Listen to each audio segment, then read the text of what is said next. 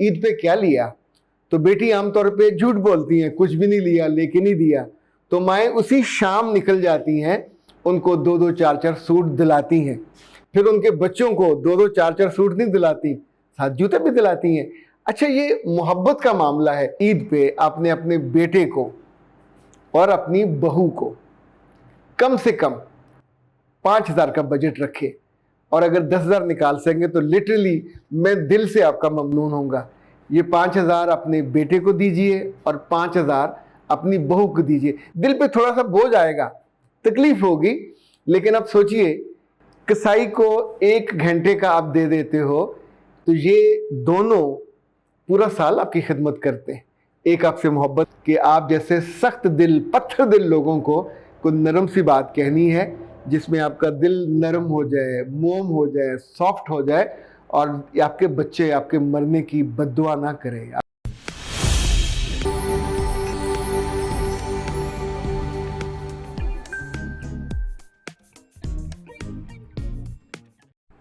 बिस्मिल्लाहिर्रहमानिर्रहीम। खातिन हज़रात, आप सबको हज मुबारक, ईद मुबारक।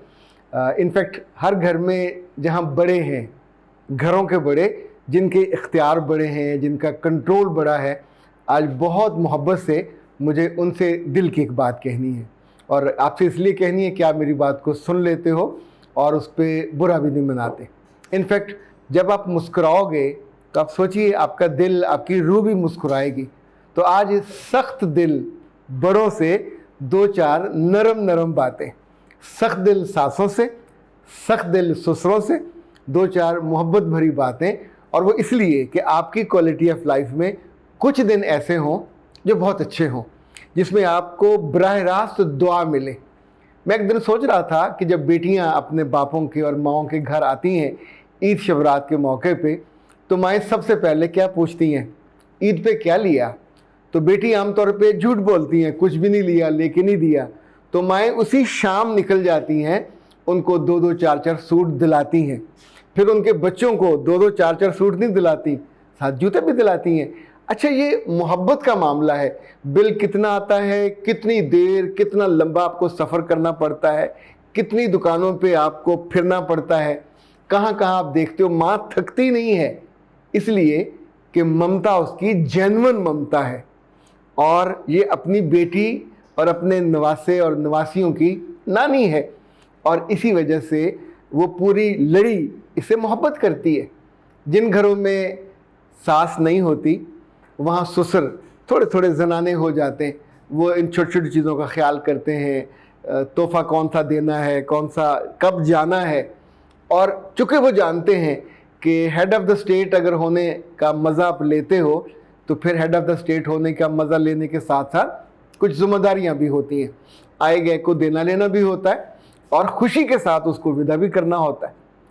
अच्छा, जब ईद के दिनों में हम कसाई बुक करते हैं तो आजकल बकरे के लिए 5-6 हज़ार वो मांगते, और हम उनको देते हैं, चूँकि कीमत है कि सुबह सुबह आए नमाज फजर के बाद। लाइक हमारे यहाँ फजर 6 बजे होनी है, तो मैंने अपने कसाई को सुबह 6:30 बजे बुलाया। तो 6:30 बजे बुलाने का मतलब है मेरी आसानी, हमारा दिन बहुत अच्छा गुजरेगा। अपनी मर्ज़ी से हम बकरे कटवा लेंगे, और उसकी कीमत थोड़ी सी ज़्यादा होगी। उसके नतीजे में सारे दिन की इंतज़ार, परेशानी, और वो जो एक कोफ्त होती है, आप उससे बच जाओगे।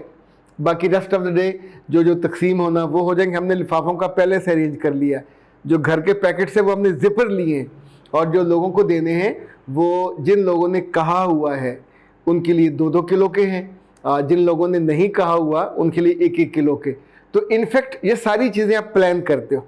तो मैं आप दोनों से, सास से भी और ससुर से भी, या ससुर से और ससुरी से, दोनों से ये कहना चाहता हूँ कि इस ईद पे बेशक आपके घर 2 बकरे हों, बेशक आपके घर में 4 बकरे हों, बेशक बेटियाँ आई हों या ना आई हों, इस ईद पे आपने अपने बेटे को और अपनी बहू को कम से कम 5,000 का बजट रखे, और अगर 10,000 निकाल सकेंगे तो लिटरली मैं दिल से आपका ममनून होऊंगा।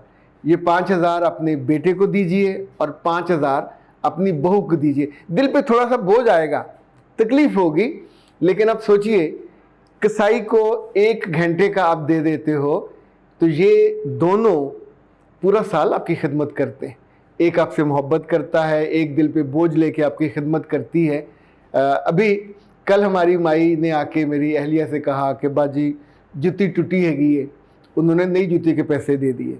फिर उसने कहा कि पुराने कपड़े दे दो, उन्होंने कहा तुम जानती हो मैं तुम्हें पुराने कपड़े नहीं देती, तो उसको नए कपड़े दिए। अब सोचिए कि माई को खाना अलग मिलता है, कपड़े अलग मिलते हैं, जूते अलग मिलते हैं। यानी जब हम कभी देख दें तो अगर बाकियों को 2-2 पैकेट मिलते हैं तो उसको 6 मिलते हैं उसके बच्चों के लिहाज से।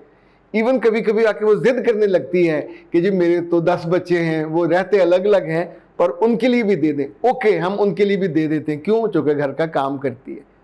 पर आपकी बहू, आपकी बेटी ना सही, बेटियों जैसी तो है, आपकी बेटी ना सही, पर उसने आपके बेटे की नस्ल को तो आगे चलाया है।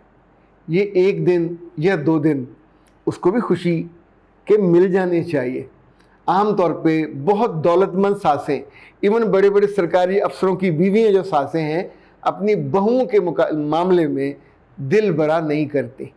मैं आपको बिल्कुल राज की बात बताने वाला हूँ। अगर अपनी ज़िंदगी बढ़ानी है, अगर अपने माथे पे और यहाँ पे जो छाइयाँ और लकीरें कम करनी है, तो फिर कुछ मुस्कुराना सीखिए, कुछ दिल बड़ा करना सीखिए। अगर किसी रोज़ अचानक आप दोनों को कुछ हो गया और आप ज़मीन के नीचे चले गए, तो आपका सोना, आपके जेवर, वो जो बैंक में पड़े हुए पैसे हैं, ये सारे के सारे बट जाने, इन बहुओं को फिर नहीं मिलना। और ये फिर सारी उम्र इस कर्ज के साथ जीती है कि हमारी सास ने हमारे साथ क्या किया, कभी ईद शबरात पे भी नहीं दिया। जो आपके पोते पोतियां हैं, ये आपके बेटे का फ़र्ज़ नहीं है। बीइंग द दादी, बीइंग द दादा, आप दोनों कंजूस हैं, महाकंजूस हैं हुआ करें।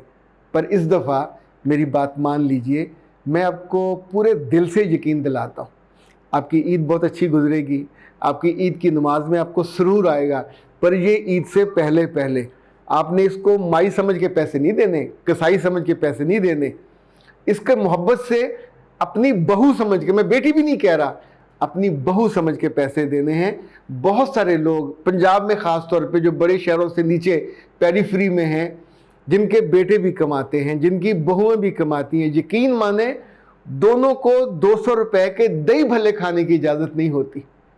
कमाते हुए हैं आके पूरे के पूरे माँ को, यानी सास को पकड़ा देते हैं, चूँकि उसकी ग्रिप इतनी है, इस ग्रिप में सांस लेना मुश्किल हो जाता है।